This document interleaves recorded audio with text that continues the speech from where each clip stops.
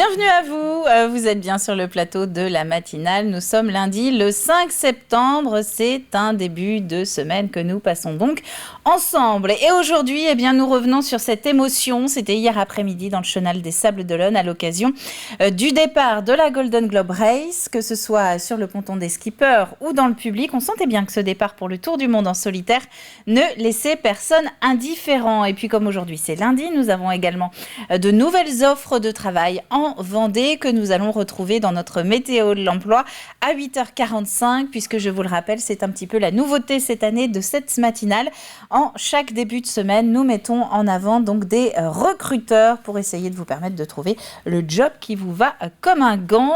Vous pouvez le retrouver donc dans cette matinale, mais également sur le site internet de TV Vendée pour avoir toutes les coordonnées. Avant de les découvrir d'ailleurs, ces offres de la semaine, je vous propose de faire un petit tour, notamment par la météo. On va regarder la carte qui s'affiche. Alors ce matin, eh bien, c'est un ciel un petit peu couvert, il faut bien le reconnaître, plus dans la partie est que la partie ouest d'ailleurs, si vous êtes observateur. On a une nuit qui a pu se finir pour certains d'entre vous sous la pluie. Normalement, ça devrait être sec malgré tout sur cette première partie de journée. Cet après-midi, ciel bien plus dégagé, oui, bien plus dégagé, ensoleillé même on peut le dire, pour tout le littoral vendéen. Un léger voile va persister uniquement dans l'est, des températures estivales, 30 à 31 degrés dans les terres et 28 sur la côte. Passons aux horaires de marée. Avec une mer qui est en train de monter, son point le plus haut, ce sera en milieu de journée à 13h09, très exactement. La basse mer, elle, ce sera en début de soirée, mais vraiment des petits coefficients. Regardez, 43-41, par conséquent, peut-être que nous n'aurons pas vraiment de changement à l'œil nu. Passons à notre carte des marchés. Les marchés du lundi, eh bien, nous les retrouvons dans 4 endroits très précis de Vendée. Dans le nord, on a Noirmoutier. Sur le littoral, je vais y arriver, les Sables d'Olonne et Jars-sur-Mer. Et si vous êtes plutôt dans le sud Vendée, au sud de Fontenay-le-Comte, eh bien, vous avez Benay.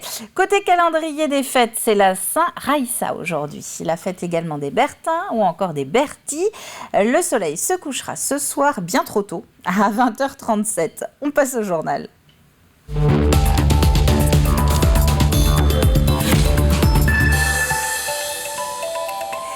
Et nous commençons ce journal avec la foule dans le Chenal des Sables d'Olonne. C'était hier après-midi, une ambiance aux allures de départ de Vendée Globe. Et c'était bien de voile dont il s'agissait, puisque 16 navigateurs ont pris la mer pour un tour du monde en solitaire et sans escale. Une deuxième édition de la Golden Globe Race qui ne laisse personne de marbre. Vous allez le voir, c'est le début d'une aventure sans outils de navigation moderne pour les concurrents. Grégoire de Châtillon.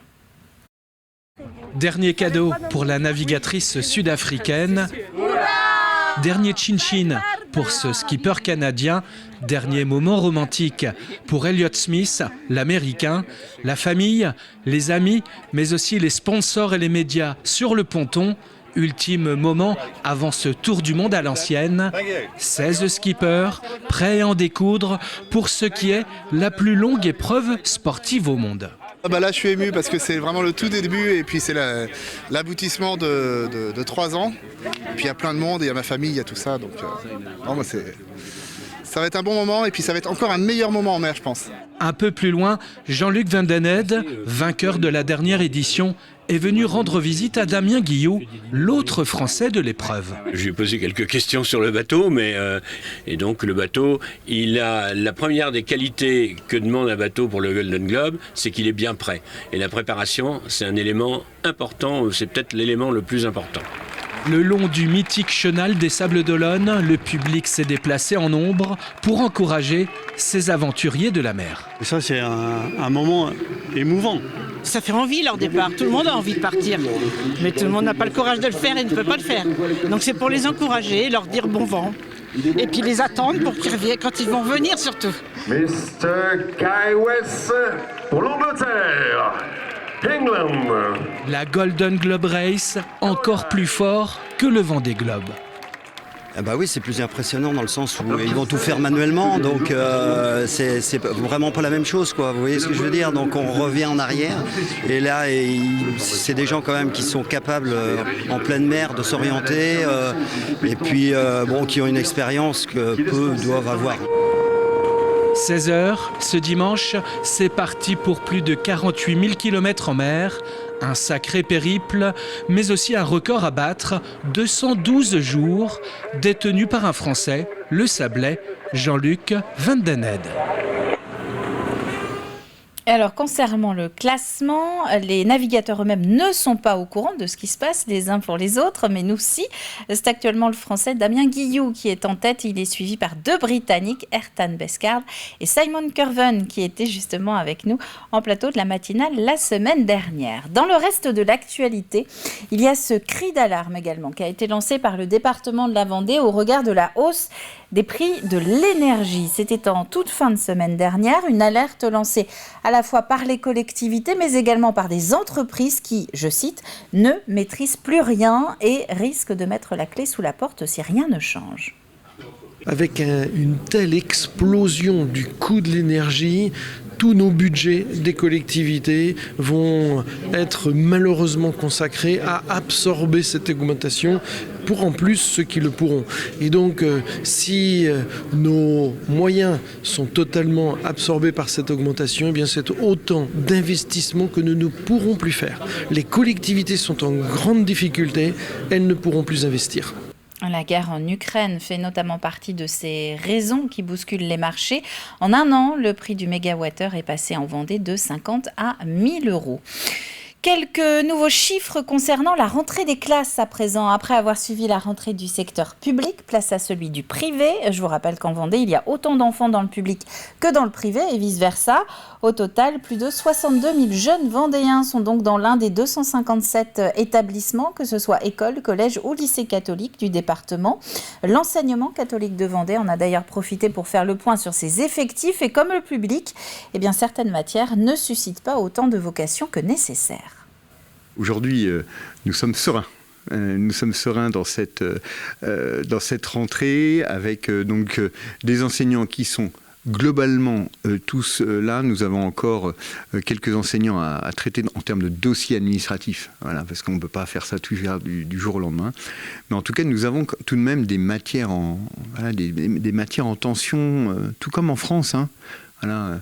Donc si nos auditeurs et puis nos téléspectateurs ont soudainement une appétence au métier de professeur de lettres, professeur d'anglais ou d'allemand ou d'espagnol, je les accueille avec grande joie. Et puisqu'on parle éducation, un mot également de cet appel à la grève qui a été lancé par la CGT pour les ATSEM en ce lundi.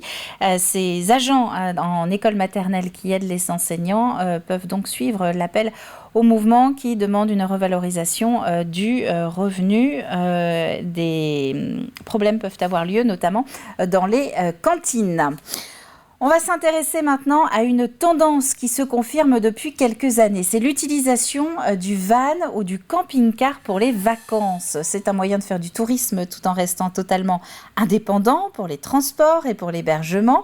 Des véhicules que l'on voit donc également de plus en plus en saison en Vendée, avec une conséquence.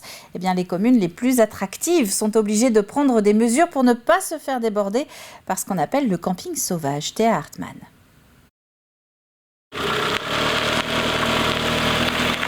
Camping-cars, vannes ou encore fourgons sont de plus en plus nombreux à parcourir les routes. La crise sanitaire a réorienté les choix des vacances pour certains. Face à cette nouvelle hausse de fréquentation, les communes doivent s'adapter, comme ici, à Vouvant. Notre commune est petite avec des rues étroites et donc on ne pouvait pas laisser circuler les camping-cars un peu partout dans la cité et dans ses environs. Donc nous avons souhaité qu'il soit installé une aire confortable pour que les camping-caristes soient bien accueillis. Ils bénéficient d'un certain nombre d'éléments de confort qui aujourd'hui existent dans la plupart des aires de camping-car.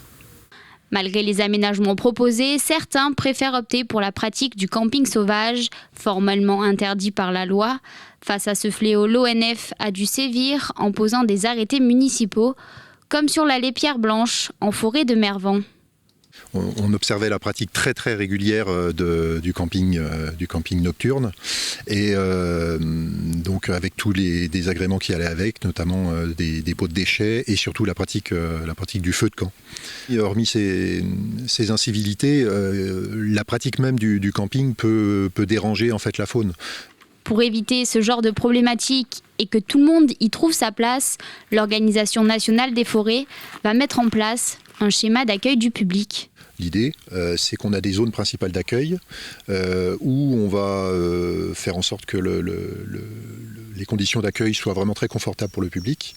Et à côté de ça, on va essayer de réserver des zones où on limitera un maximum l'accès pour veiller à ce qu'il y ait de la tranquillité pour la faune et pour le milieu naturel sur certains secteurs les moins fréquentés de la forêt. Pour leur rendez-vous l'année prochaine, plus nombreux et surtout plus respectueux. Du sport à présent avec du football, si vous voulez bien, pour commencer. Les Herbiers recevaient Bergerac en début de week-end pour la 3e journée de National 2. Les Herbiers 4e au classement, Bergerac 8e. Et pourtant à l'issue, un match nul avec un but partout et un partout aussi au niveau des expulsions. Écoutez. On avait décidé de mettre un gros pressing d'harceler l'adversaire et on s'est créé des occasions, des situations. On a mené 1-0, on a plutôt bien géré ensuite cette mi-temps. Après l'expulsion de Bergerac où on avait tout pour nous. 11 contre 10, on s'est laissé un petit peu aller, on s'est emporté dans les duels et nous aussi on a été victimes d'un carton rouge et ça a été un petit peu plus dur en deuxième mi-temps. Mais comme j'ai dit aux joueurs, je les ai félicités parce qu'ils n'ont rien lâché, ils ont tout donné. Ça n'a pas toujours été très beau en deuxième mi-temps, mais des deux côtés. Mais on a vu deux équipes qui avaient envie d'aller chercher la victoire, mais malheureusement, pour nous, en tout cas, on n'a pas été capable de le faire. Du handball également, avec la première journée de National 1 masculine, un match opposant Pouzauges au HBC Nantes, rencontre en Vendée, mais victoire nantaise, courte victoire, 30-32 pour le HBC, mais victoire quand même pour les adversaires de l'équipe de Simon Brault. C'est l'entame des deux mi-temps où on ne fait pas des bonnes entames de mi-temps. Donc on se retrouve à chaque fois à courir derrière le score. Et on est une fois dans le match devant, sinon on est tout le temps derrière. Donc la victoire de Nantes, elle est complètement méritée, il n'y a rien à dire. Mais bon, elle est frustrante parce que je pense qu'on n'est pas très très loin. On prend 32 buts ce soir et prendre 32 buts à la maison, c'est trop. Et je pense que c'est à cause de ça qu'on n'arrive pas à faire basculer le match de notre côté. Et puis encore un petit peu de sport avec des images à présent de triathlon. C'est à Saint-Gilles-Croix-de-Vie que ça se passe. 300 participants qui ont enchaîné 2 boucles de natation en mer, 5 boucles de vélo et 4 tours de course à pied. Sur le podium, Maxime Gourmaud. Il est licencié au Sable Vendée Triathlon. Il s'impose donc, Maxime, chez les hommes. Et chez les femmes, eh bien, la gagnante s'appelle Marine Échevin. Elle vient de Loire-Atlantique et elle a devancé deux vendéennes. Voilà, 2 participantes vendéennes sur le podium. Voilà pour l'actu du jour. On va passer maintenant aux prévisions météo détaillées de ce lundi matin avec une carte, vous le voyez, qui nous présente quand même quelques nuages pour l'ensemble de la Vendée. Pas de pluie, a priori c'est un temps sec, mais un ciel couvert, notamment dans l'est du département. Ça ira beaucoup mieux cet après-midi, mais d'ici là, eh bien, un ciel donc qui est loin d'être bleu. Côté température, toujours un petit peu de douceur, toujours un peu plus de douceur dans les îles que sur le continent. Il fera 14 à 19 degrés ce matin en Vendée, d'est en ouest. C'est la fin de ce flash. Il est temps maintenant de retrouver nos chroniques du jour avec au programme eh bien, de l'emploi, de la voile, mais également la Joséphine.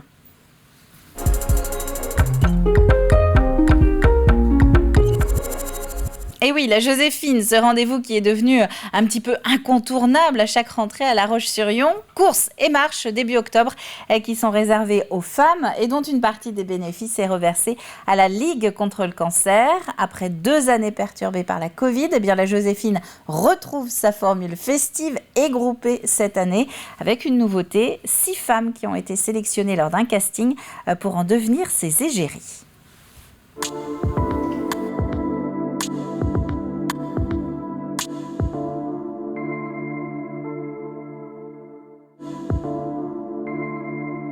On a sollicité les Vendéennes qui se sont exprimées nombreuses, puisque plus de 500 Joséphines aux 4 coins de la Vendée ont souhaité proposer leur visage et leur sourire. Et puis on a fait une sélection, et on a souhaité que les 6 Joséphines qui représentent la Joséphine 2022, elles soient à l'image des Joséphines, des inscriptions, des femmes qui vivent cette Joséphine, donc des visages, des âges, des origines, des différents portraits, des différents lieux d'habitation. Et là, toute la Vendée est représentée au sein de ces 6 portraits. Bon, déjà, je cours de la Joséphine depuis qu'elle existe, donc depuis 2015.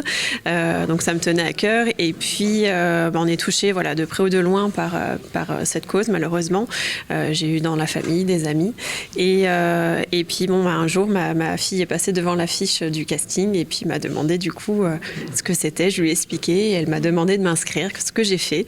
Et comme par magie, j'ai été sélectionnée. Donc voilà, donc maintenant, elle va être fière de sa maman à la voir dans les rues de La Roche. Je voulais sensibiliser le public assez jeune au cancer du sein, et puis montrer que c'était pas que les personnes les plus âgées qui pouvaient être touchées, que ça pouvait venir très très jeune et qu'il fallait du coup vraiment sensibiliser. Également en tant que sportive, ancienne sportive de haut niveau, c'était important pour moi. Et parce que aussi ma belle-maman du coup a été touchée par le cancer du sein, donc j'ai un peu vécu moi l'après-cancer, parce que quand elle l'a eu, j'étais pas là.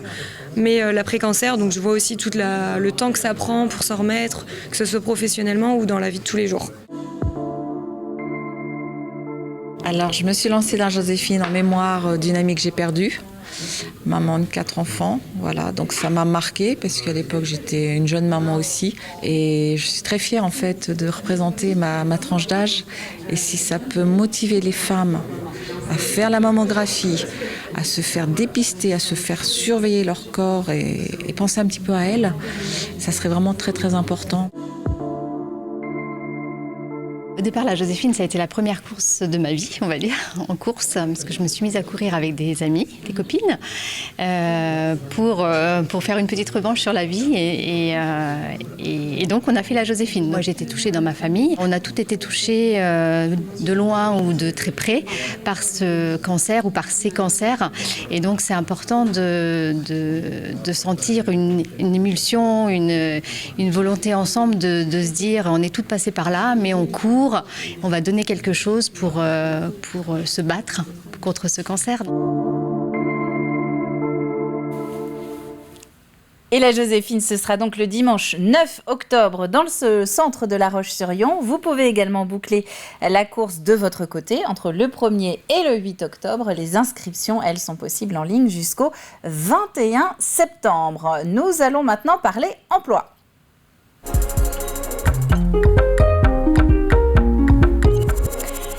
Place effectivement maintenant au recrutement avec la météo de l'emploi qui vous propose une nouvelle sélection d'offres. Nous allons partir aujourd'hui du côté des Achards, des Sables-d'Olonne ou encore de Saint-Denis-la-Chevasse. L'entreprise Beneteau au Poiré-sur-Vie et Belvigny recherche un menuisier aménagement bateau en CDI. Vous assemblerez, installerez et ajusterez les différents modules bois à l'intérieur de la coque du bateau. Application, rigueur, initiative sont les maîtres mots pour ce poste. Europe Snacks à Saint-Denis-la-Chevasse recherche un conducteur de machine en CDI. Vous assurerez la conduite d'une des machines de conditionnement et veillerez à son bon fonctionnement dans le respect des délais, de la productivité et des critères d'hygiène et de qualité. Aux épaisses, ADP 85 recherche un régleur sur presse injection plastique en CDI. Vous serez en charge des outillages, de la production, de la préparation et de l'approvisionnement des matières premières et colorants, de la programmation de premier niveau des robots et de la maintenance des process en cours de production. À La Roche-sur-Yon, l'entreprise VFE recherche un chargé d'exploitation et maintenance photovoltaïque en CDI. Vous vous assurerez quotidiennement du bon fonctionnement de l'ensemble des centrales et de leur productivité. Vous planifierez et organiserez l'ensemble des interventions de maintenance préventive et corrective et vous serez en rapport avec les clients pour le suivi et l'entretien des installations. Homkia recherche un menuisier poseur en CDI. Vous êtes dynamique, rigoureux et avez le goût du travail bien fait. Vous poserez des menuiseries en PVC, bois ou aluminium. Une expérience est impérative sur ce poste, sur lequel vous aurez à travailler en totale autonomie. Privilège Marine aux Sables-d'Olonne recherche un accastilleur. Au sein d'une équipe de production et sous l'autorité du chef d'équipe, vous participerez à la manutention du pont pour le solidariser avec la coque. Vos principales missions seront la préparation de la coque et du pont avant pontage, l'installation de l'accastillage, l'installation des équipements extérieurs sur les coques et les ponts, l'installation des éléments de sécurité sur les ponts et la manutention du pontage. Idéalement, vous avez des expériences dans des activités de montage. Vous aimez le travail manuel et soigné, vous avez des capacités à utiliser des matériels portatifs variés tels que visseuses, perceuses, boulonneuses. Enfin, vous êtes autonome et vous avez l'esprit d'initiative. C'est un poste évolutif. Vous souhaitez relever un nouveau challenge dans une entreprise dynamique appartenant à un groupe français en plein développement, vous donnant les moyens de réussir et offrant de réelles perspectives d'évolution? Bodar Construction Modulaire recherche un technicien bureau d'études confirmé en CDI pour son pôle bâtiment définitif, ce qui vous amènera à travailler sur les produits premium de son offre. Grâce à votre maîtrise des outils numériques et une première expérience significative dans le secteur du bâtiment, vous réaliserez les plans et dossiers de fabrication des différents projets. Et si une des offres a retenu votre attention, eh bien je vous rappelle que vous allez pouvoir la retrouver à la demande sur le site internet de TV Vendée dans la rubrique Société, ce qui va vous permettre notamment de pouvoir noter les coordonnées. On va passer à la suite de cette matinale en retrouvant notre extrait du jour. Et donc pour le programme que nous mettons en avant en ce lundi, eh bien nous allons prendre la mer.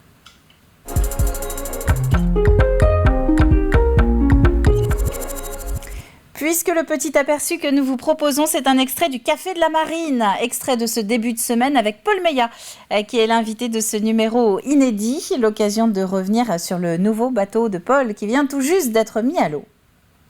La découverte de ce nouveau bateau, Paul, un IMOCA à foil construit au chantier Persico Marine en Italie et mis à l'eau hier à Lorient, comme tu le disais à l'instant, Paul.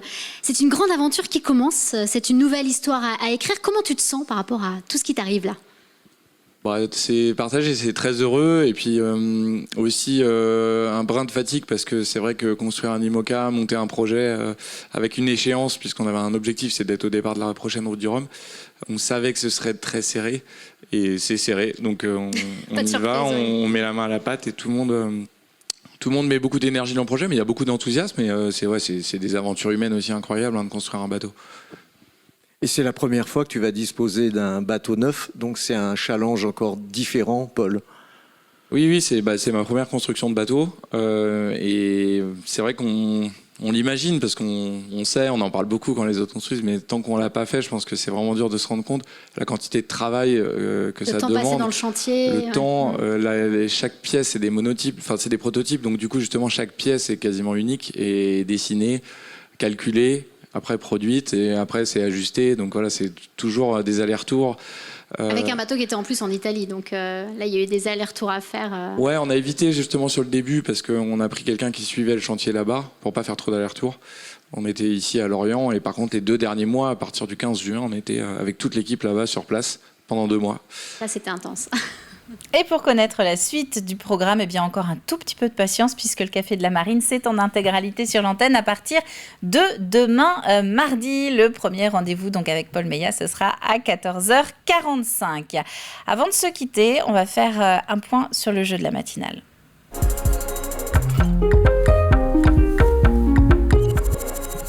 Vous allez donc avoir une semaine pour nous envoyer votre réponse à la question suivante. Où s'est tenue la cérémonie dont vous allez voir apparaître quelques images à l'écran? Cérémonie qui commémore un fait marquant de la Seconde Guerre mondiale en Vendée. Voilà, vous avez jusqu'à vendredi midi pour envoyer votre réponse sur tvvendée.fr, non pas sur la page Facebook, puisqu'on ne peut pas prendre en compte les réponses dans le tirage au sort, donc qui sont mises sur la page Facebook, même si elles sont bonnes. Indice du jour, visez le bas bocage. Et à la clé, notre partenaire de la semaine, c'est Legendia Park, qui va permettre à l'un d'entre vous de repartir avec 2 places adultes pour ce parc situé à Frossay, donc dans le sud Loire-Atlantique, parc animalier de 33 hectares avec des spectacles où s'est tenue la cérémonie que vous voyez à l'écran. commémorant un fait marquant de la Seconde Guerre mondiale en Vendée. Il me reste quelques secondes pour profiter de vous parler un petit peu de l'info justement cette semaine sur TV Vendée dans le cadre de l'information le matin sur l'antenne. L'invité de la matinale notamment, nous allons parler de la rentrée avec demain la nouvelle rectrice d'académie qui sera justement sur le plateau pour venir non pas se présenter mais présenter donc la rentrée qui vient d'avoir lieu, les grands dossiers. Nous verrons donc avec elle de quoi nous parlerons principalement dans l'académie cette année. Nous aurons également le nouveau président de l'ICES qui viendra nous parler de l'actualité du campus privé de La Roche-sur-Yon et nous parlerons enfin alternance avec les MFR de Vendée qui seront représentés, ça plutôt en fin de semaine. Donc voilà pour l'info en direct sur TV Vendée et puis bien d'autres choses évidemment dans tous vos rendez-vous de 12h30 et 18h. C'est la fin de cette matinale. Merci à vous d'avoir été une nouvelle fois au rendez-vous. Je vous souhaite à tous un très bon lundi et on se retrouve demain dès 7h en direct sur l'antenne pour un nouveau point sur l'actu 100% Vendée. À demain!